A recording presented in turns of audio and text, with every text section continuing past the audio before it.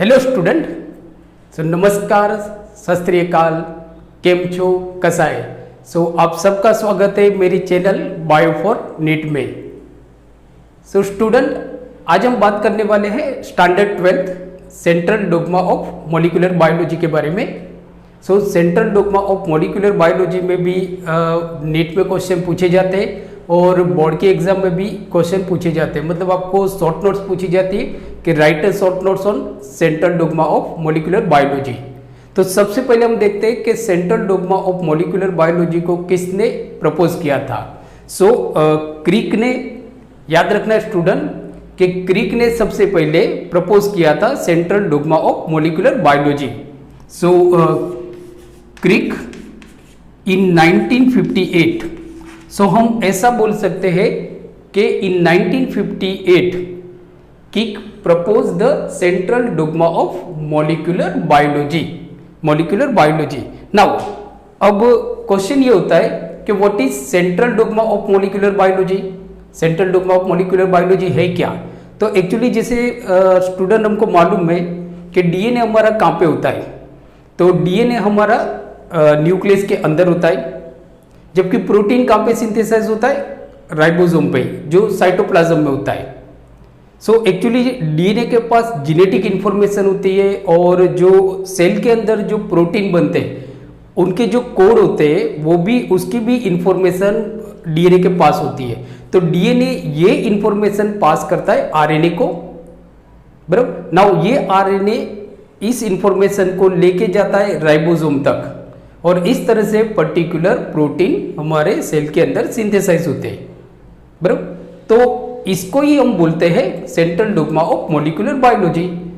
Actually central dogma of molecular it says that के central dogma का मतलब क्या होता है कि one way flow of information. यहाँ पे इंफॉर्मेशन का जो फ्लो है, सेंट्रल डोग्मा मतलब होता क्या है कि इंफॉर्मेशन का जो फ्लो है वो वन वे फ्लो है, वन वे।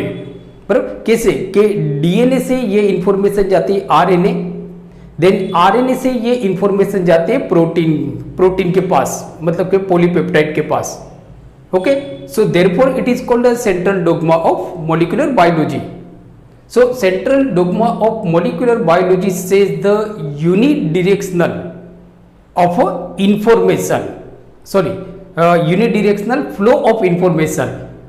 सेंट्रल डोग्मा हमको क्या बताता है कि central dogma says the unidirectional flow of information from DNA to the RNA। जो इंफॉर्मेशन का जो फ्लो होता है, वो कैसे जाता है?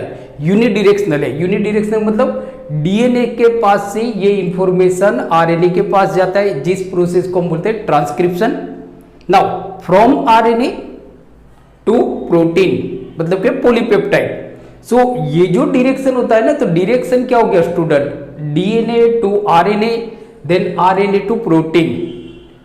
It is called the central dogma of molecular biology. इसको हम बोलते हैं central dogma of molecular biology. आपके नीट में भी क्वेश्चन पूछा जाएगा। नीट में क्वेश्चन आपको ये पूछा जाएगा कि who propose the central dogma of molecular biology. Student याद रखना है, क्रिक in 1958 proposed the central dogma of molecular biology। Board के एग्जाम में आपका स्टूडेंट क्वेश्चन क्या होगा कि what is central dogma of molecular biology. आपको लिखना क्या है कि central dogma of molecular biology is the flow of information in unidirectional manner.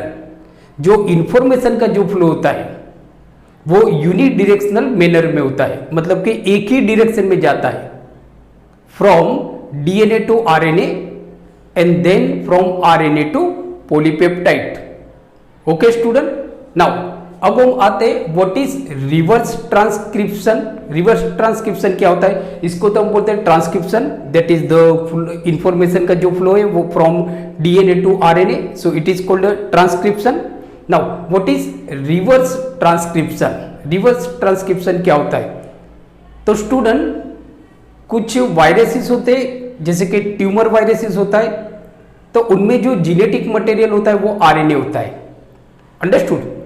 कुछ मतलब के ट्यूमर के जो वायरसेस होते हैं तो उनमें जो जेनेटिक मटेरियल होता है वो आरएनए होता है। ये तो हमको मालूम है कि मोस्ट ऑफ जो वायरस में जो जेनेटिक मटेरियल होते हैं वो आरएनए के फॉर्म में होता है। बाकी सारे जो ऑर्गेनिज्म होते हैं उनमें डीएनए के फॉर्म में जेनेटिक इंफॉर्मेशन स्टोर होती है।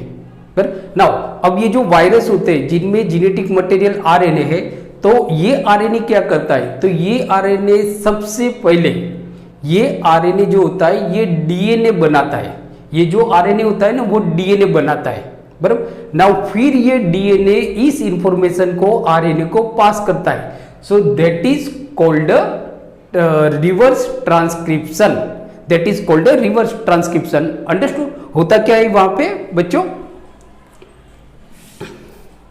के ये समझो कि आरएनए है, याद रखना है आपको कि रिवर्स ट्रांसक्रिप्शन ये ओनली वायरस के अंदर होता है, ओनली वायरस के अंदर, बराबर। तो रिवर्स ट्रांसक्रिप्शन में क्या होता है, क्यों ऐसा होता है, क्योंकि वायरस में जो जेनेटिक मटेरियल होता है वो आरएनए होता है, बराबर। नाउ ये आरएनए सबसे पहले क्या बनाता है,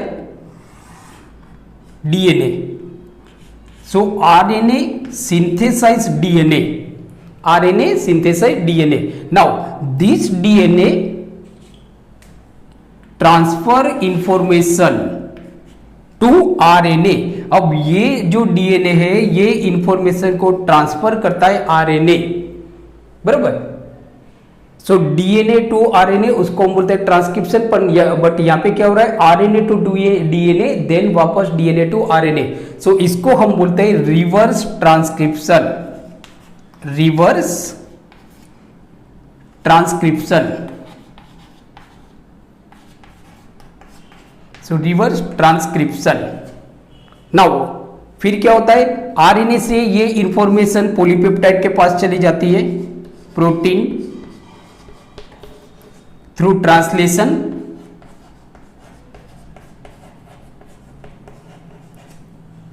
तो यहां पे जो आरएनए क्या करता है, सबसे पहले आरएनए क्या करता है, डीएनए बनाता है। किसके अंदर, ट्यूमर वायरस के अंदर। RNA first RNA synthesise DNA, बराबर। इसमें एक एंजाइम काम करता है, मतलब वो जो एंजाइम होता है वो आरएनए डिपेंडेंट डीएनए पॉलीमरेज होता है, बराबर। दैट एंजाइम इज, ये नीट वाला क्वेश्चन है आपका बच्चों, कि ये जो आरएनए होता है ना, ये आरएनए क्या करता है, डीएनए सिंथेसाइज करता है। फर्स्ट आरएनए सिंथेसाइज डीएनए कैसे करता है, कि एक एंजाइम होता है that is the RNA dependent DNA polymerase, बराबर। आरएनए डिपेंडेंट डीएनए पॉलीमरेज, जो ये डीएनए होता है ना वो आरएनए पे डिपेंडेंट एंजाइम होता है, उसकी हेल्प से आरएनए डीएनए बनाता है। तो वो जो आरएनए डिपेंडेंट डीएनए पॉलीमरेज है, बराबर, उसको हम बोलते हैं reverse transcriptase. So that enzyme is known as a reverse transcriptase. ये भी आपका बच्चों नीट वाला क्वेश्चन है, रिवर्स ट्रांसक्रिप्टेस। सो एंजाइम क्या होगा, reverse transcriptase. So enzyme is known as a reverse transcriptase.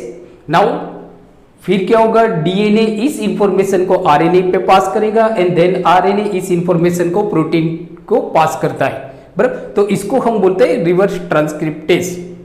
So student, ये हो गया हमारा central dogma of molecular biology, बराबर। सो आपको लेक्चर कैसा लगा आप कमेंट्स में मुझे लिख के भेजिए। Okay, thank you very much.